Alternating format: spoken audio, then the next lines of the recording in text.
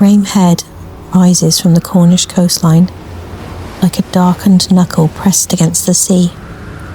From across the water it looks gentle, just a grassy hill crowned by a small stone chapel. But when you stand there after dark, it feels like something else entirely. Not a hill, not a landmark, but a boundary. A place where land ends and something older begins. The chapel at the summit was built in the 14th century, dedicated to St. Michael. For centuries, sailors crossing Plymouth Sound looked for its lantern light as a sign that they were close to safety. But sailors also carried other stories. Stories whispered in harbours and taverns. Stories about a figure who stood watch on the headland long after the lantern had gone out. A figure who appeared in the fog. A figure who never moved. A figure who never helped.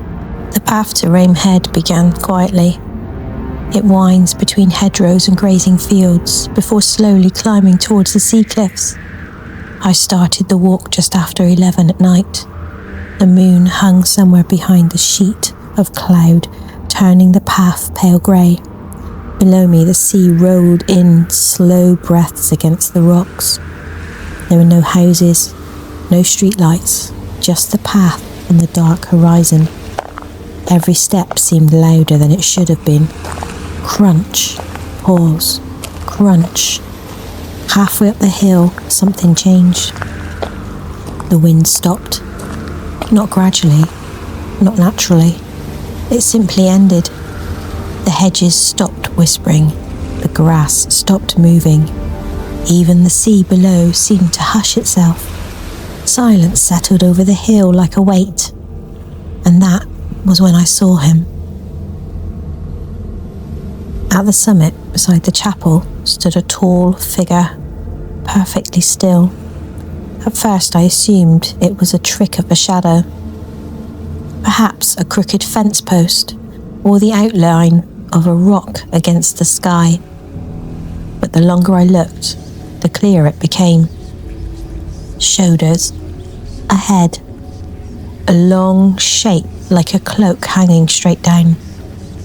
The figure faced the sea, not moving, not shifting, just standing there, watching the dark water.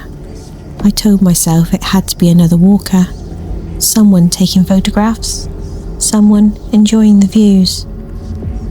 But something about the stillness was wrong. The figure didn't sway with the breeze. It didn't move when the grass around it stirred. It simply stood, as if it had always been there.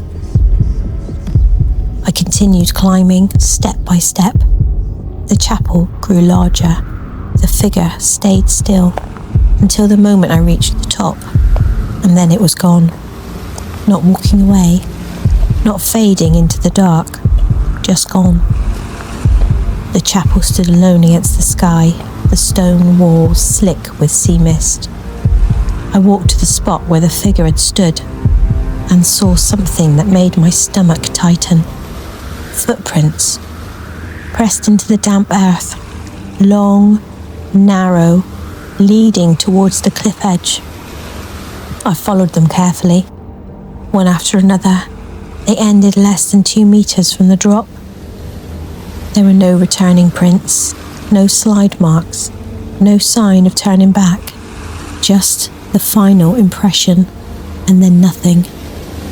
Below that cliff, the rocks fall sharply into the Atlantic. Anyone stepping forward from there would vanish instantly, but the footsteps hadn't fallen.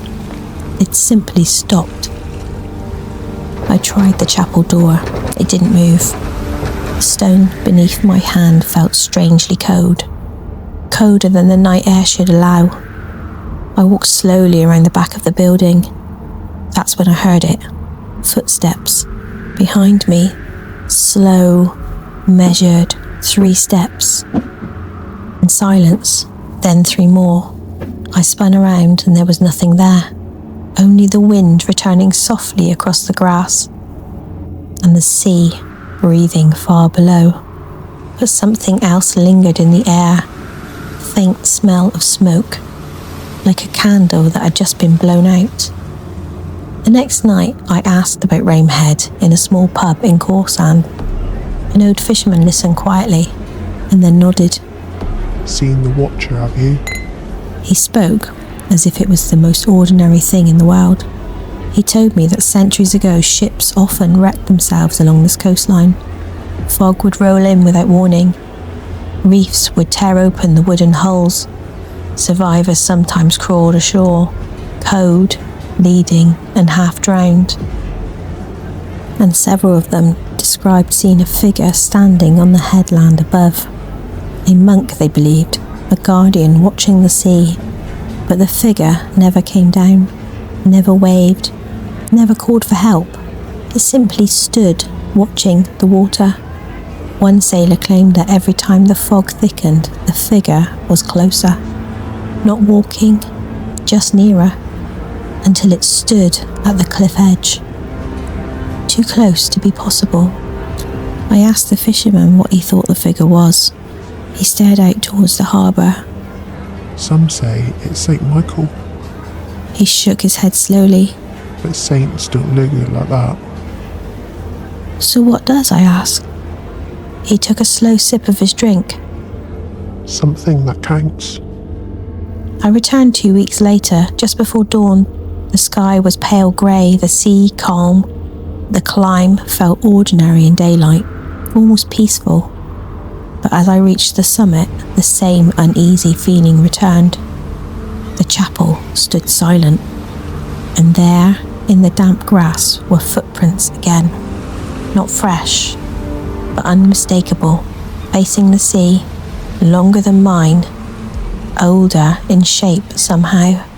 They led to the cliff edge and stopped. The fog arrived without warning, thick, heavy. The sea disappeared, the horizon vanished, even the chapel faded into a pale blur. Then inside the fog, something darker formed. A shape, a figure, closer than before, not at the edge, but standing only a few steps away. There was no face, no features, just the suggestion of depth where the eyes should have been. The figure leaned slightly towards the sea, then slowly turned. And for the briefest moment, I felt certain it was looking directly at me. Not curious, not angry, just aware, measuring me, as if my presence had been noted. Ships once wrecked here, men drowned here, bodies vanished beneath those waters, and every time the fog rolled across the headland, someone stood at the edge, watching, not protecting sailors, not guiding ships, but counting, witnessing, keeping a silent record of those lost at sea. Perhaps the chapel was built to sanctify the place, to give people comfort, to make the hill feel holy instead of haunted.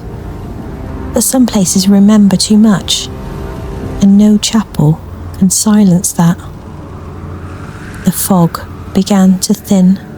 The figure faded with it, not stepping away, not disappearing suddenly, just becoming less and less real, until the headland stood empty again. I began walking down the path. Halfway down I stopped, because beside my footprints were another set, walking perfectly parallel, matching every step I had taken. They continued beside mine for several meters, and then they stopped, as if something had turned back towards the cliff. Now, when I look across to Rame Head from Plymouth Hoe on a clear evening, sometimes I think I see the figure standing at the summit, still, facing the sea, not guiding ships, not waiting for storms, just watching. Because Rame Head never tells you it's haunted. You feel it when you arrive, and if you stand too long at the edge, you might start to wonder whether you're being watched or whether You've just been added to the tally.